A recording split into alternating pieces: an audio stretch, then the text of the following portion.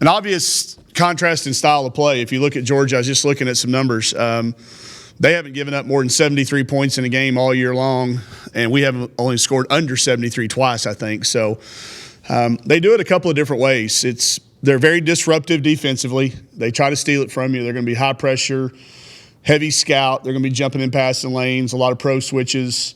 And then the other product, I think, of their scoring is if they don't have a fast break, if they can't score on you in immediate transition, they'll really take some time off the clock. So some of that's pace, some of it's defensive style of play, but you got a team that's really built around defense, big, strong, powerful, and then us. That's not either of those things, but fast and quick and agile and can hopefully spread you out. So a really cool contrast in style. It's a team that we've played well against all 3 years, but I think we've only beaten them once, and that was last year and the last time we played. So hopefully we got some formulas figured out, but it's always a good game when we play Georgia.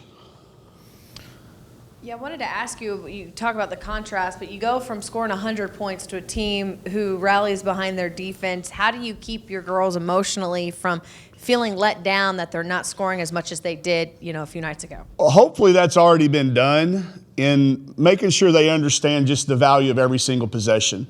And we start out the beginning of the year giving them a stat called points per play. And it's a stat we care about. There's a lot of stats on those stat sheets that come out that we don't even look at and never talk about. But that's one we talk about an awful lot. You only get so many plays per game. So how do you do every time you get a chance to get a play? And I think we're number 1 or 2 in the country in that. Points per play. So when you stress that from the first day they show up on campus, they tend to not really even notice the pace of the game. I think they can handle that part. I just worry that the only thing about a game like that is the advantage that we gain by playing fast, that compounding effect it has on teams in the third and the fourth quarter. You don't get that against Georgia if they're able to control the tempo. So I worry a little bit more about that than if they're caught up in looking at the scoreboard and only seeing a 6 or 7 up there. We really don't care what that number is, but we do care what it is per every time we touch it. That way they value it. They understand that we're only going to get the ball so many times. We got to do the most with it every chance we get. How is that different than points per possession? Is that somewhat similar? A little bit, but everybody counts possessions differently. Like, is it start when an offensive rebound? Is that a new possession? So I don't get caught up in that. I mean, from the time we get the ball until the time the other team gets the ball. And the offensive and defensive reboundings that kick the ball out of bounds, that sometimes affects the per possession stuff. There's probably not a lot of it. It's probably just a term.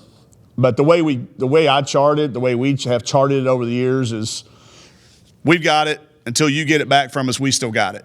Like that Wisconsin game when we got, I think, 8 points in one play. That's to me, that's probably why our points per play is pretty high because we got some 8-point plays. But I think that, too, is one of the reasons we don't turn it over as much. The kids value the third possession of the game just like they do the 33rd or the 53rd or the 73rd. Every one of them's got the same value, and that way we don't – sometimes, hopefully, we don't have to feel pressure at the end of a game because they're all worth the same amount. That first play of the game could be the game winner. You just don't – it's not going to make SportsCenter. It's not going to be the one we talk about. But that play's just as valuable as the free throw at the beginning of the game. Yeah, I know you've talked about her, but Erin Barnum and just how much she's come on and how helpful she's been, especially, with Kelsey or with Kira being out with an injury. Well, she did it to us all year in practice last year, so I'm glad she's doing it to other people. Dynamic, the feel for the game, to be a gamer, all of those things. We knew she had it, but you don't get a chance to see that in practice every day. But when those lights come on, she just has a knack of getting it in the goal. It's a little bit unorthodox at times around the rim, but she's long defensively. She really affects a lot of passes and shots.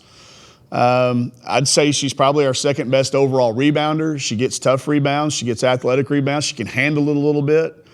And it's a maturity thing. I think last year was good for her, getting used to school, getting used to meetings and all the things that it entails. And I think it has really helped her knowing that she doesn't have to she can just do whatever the team needs her to do that night.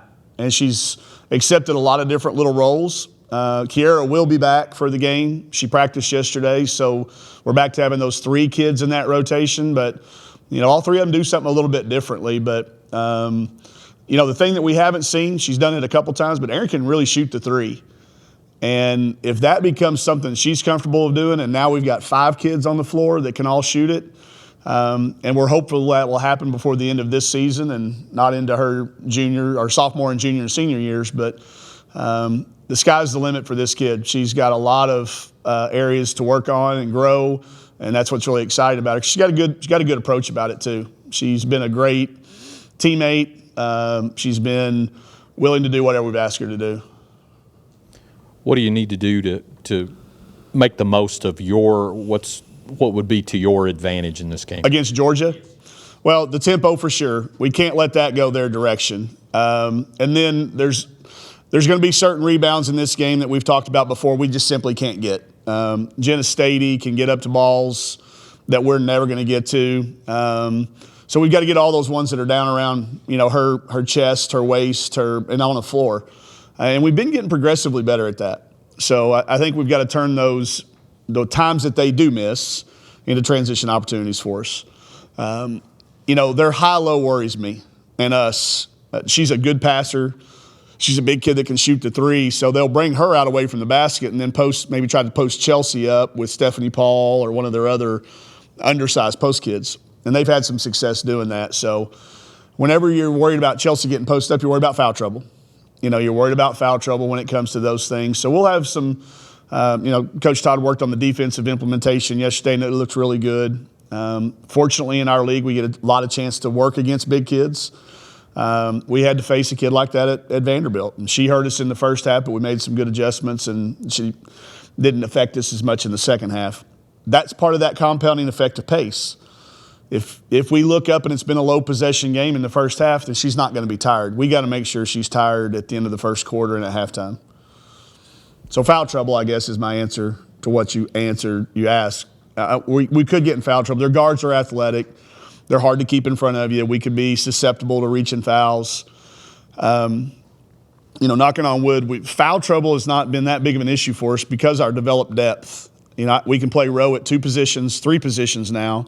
You've got Kiera, Erin coming in for Taylor, and then, of course, IT and Max splitting times out there. So there's plenty of fouls to go around if they're just not extremely untimely.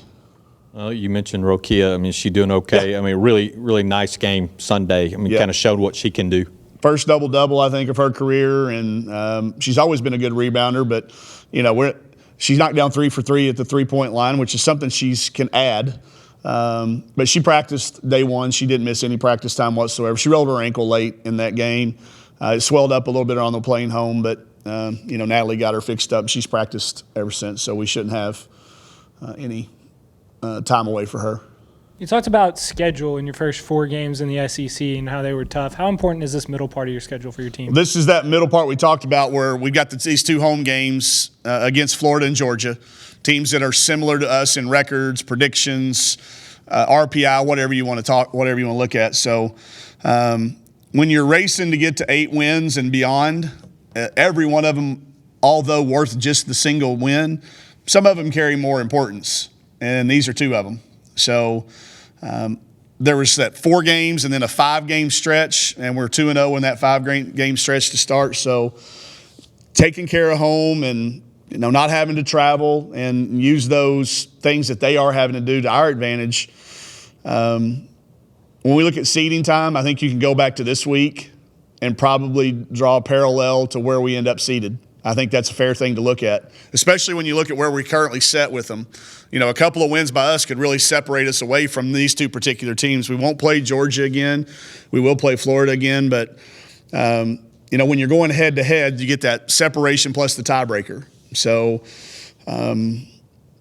important, no bigger than any other, but certainly an important time for us to be at home and hopefully have a great crowd. I watched our men's game. We didn't get to be here for it. We were on the road. And then I saw that gymnastics set a record crowd. So I'm hopeful we'll get it. I hope the weather holds off, either whether that's Thursday or Sunday, that we get one of these games when everybody can show up. I was looking through the record book. What I was looking for, Mario, was to see our group of seniors have never played in front of a top 35 crowd in Razorback history. And so I'll break it down to 25. We've been ranked in the top 25 all year long, but none of these kids have ever played in front of a top 25 crowd. I think it takes about 6,600 to get there. So we've got a ways to go, but if they will do for women's basketball what they've been doing for gymnastics, for men's basketball, we know our fans will come out, whether that's Thursday or Sunday. But important for us to take advantage of it in a lot of different ways, not only in standings, but, continuing to be a viable option for our fans to come out and see. You talk about, this middle tier and these teams. Mm-hmm. Is that comparative to, say, last year when we looked at the end and we looked back and a loss to Auburn here, arguably you could say kept you out of the NCAA tournament? Yeah, I don't think there's any question it did. I think it's what everybody pointed towards. So, yeah, it could be. Could be that same type of deal. Hopefully it goes in our favor this time. But, yeah, it's what we don't have, last year when we had that Auburn game, one of the things that was so daunting was we weren't sure we could win a game in February. When you looked at who we played and where we played them, we knew February was going to be tough. That was why that one was so pivotal. I look at our schedule this year, and there's not those potential 8 or 9 game losing streaks.